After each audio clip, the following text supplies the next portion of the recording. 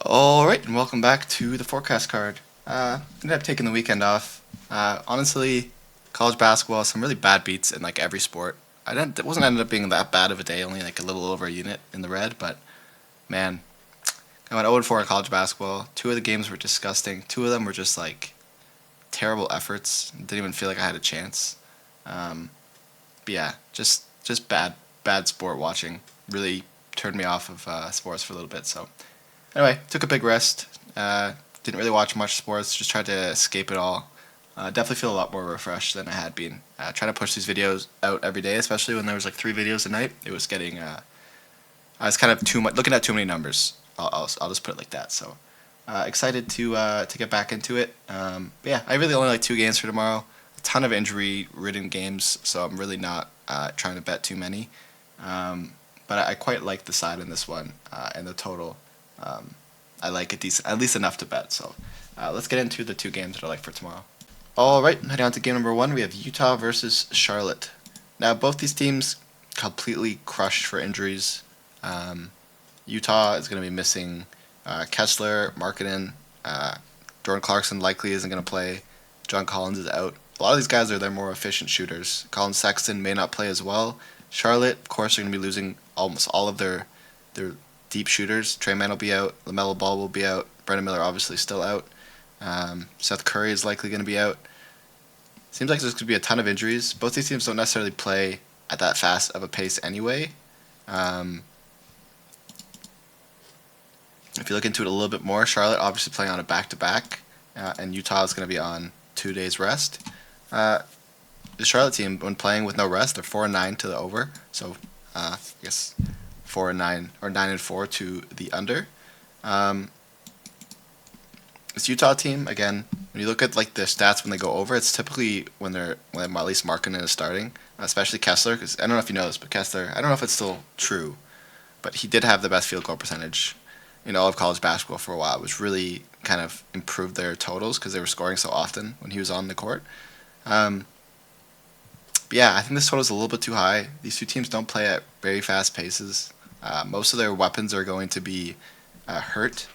And one of the key things a trend that I've typically noticed when betting on these kind of sports is that um, when a lot of teams have injuries, especially to their like key players, unders are a lot more common because these bench players that don't really get a lot of minutes, they play really hard defense. They play like they're back in college, and it feels like because of that, totals end up being a lot lower.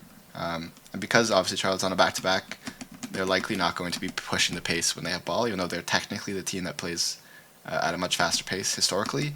I think because of the back-to-back situation, they're not going to want to be trying to have more possessions per team than needed. So both these teams really in the shitter.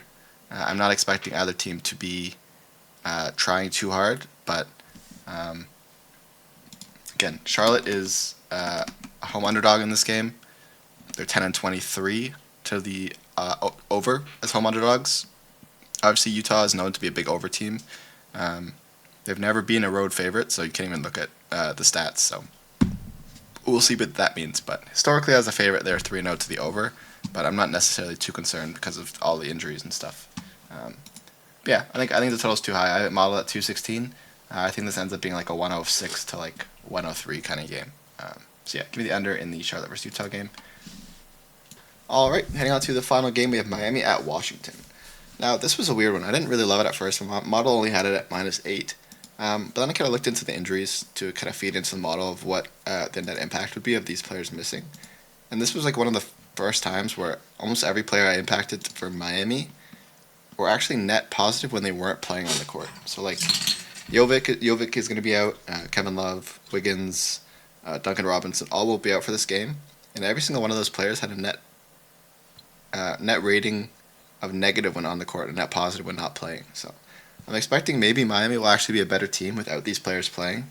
Perhaps maybe it's a defensive liability or I didn't actually look that deep into it or what was the impact on which side of the net, either the offensive or defensive. But on the other side, Washington got significantly worse with a lot of their players. Keyshawn George will be out. Chris Middleton. Both of these players are much more important on the court than off. And obviously, they're still going to be out a lot of their key starters. Bilal Kulabi is going to be out. Brogdon's going to be out. Sadiq Bey is going to be out. Kispert's still going to be out. Anthony Gill is going to be out. I think Miami just has the better starters that are still going to be playing in this game. Obviously, this is a big spread for a road favorite, especially for a Miami team that's 5-10 as road favorites in covering. And they have historically not been a great road team. But again, Wizards play worse at home. They've been really bad last 5. Heat have been playing really, really good basketball lately, winning 4 in a row. Obviously, they didn't play necessarily tough teams. But again, they crushed Golden State by 28. They crushed Atlanta by 10. Philadelphia, they beat by 23. They beat Charlotte by 17. Before that, they had a bunch of close losses where they lost to Detroit by 3, Houston by 4. I think they're really starting to look good. Washington, still not a good team. They lost 7 of their last 8. They have some random wins here and there. They had a bit of a stretch where Jordan Poole was just balling, and they kept somehow winning games. But again, Miami traveled in their last game. They're going to have been, I guess, well rested. Washington's going to be their 3rd home game in a row. They just recently gave up 162 to a Brooklyn team, so their defense clearly is still not motivated. And when you look at the point spread movement, typically movement like this, it's not very significant, but only when it moves only half a point typically suggests that there's quite a lot of early sharp action on it, moving up a little bit. So I am pretty comfortable with Miami winning this game by 2. They're playing better.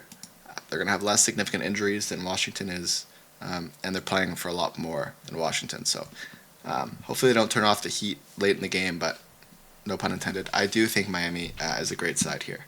But yeah, those are the only 2 games that I'm betting for tomorrow. Trying to keep it light for NBA because, man, these injuries are just disgusting. Like, I hate capping NBA strictly because I fucking hate, like, just reading through injury reports and trying to figure out what the game might look like and what minutes they might get. So, obviously, bet these lightly. NBA is a fucking shit show. But yeah, Utah and Charlotte under 219.5 I like, and Heat minus 8.5 I love.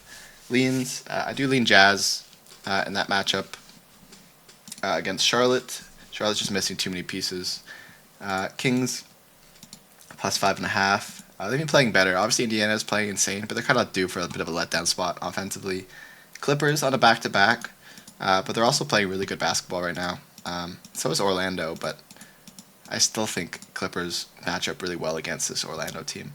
Grizzlies plus 4.5. Not really in a mood to ever fade this Boston team, but now that Ja's back, it's very possible that Memphis can keep this game close. I think they've been kind of free-falling a bit more than they'd be hoping to. Bulls plus 14.5. Again, never going to fade OKC at home. They could easily win this game by 30, but I think the Bulls are good enough to potentially keep this game really close. They go on these really crazy runs where they, typically win or cover games as dogs because they'll be losing by 20 and then go on like a 14-0 run, and they feel like they do that pretty often. Nets plus 11.5. Almost bet this one. It is a 2-star in my model. Just too many question marks. I still have no idea the impact of AD's return. If they're actually trying to play for anything right now.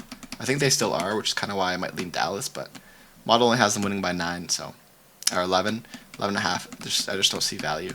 Houston, I almost bet this as well, but again, Houston on a back-to-back. I don't know if they're going to end up resting players last minute. And obviously the Lakers had a bit of a rough stretch and kind of locking back in. Luka's looking kind of like prime Luka again.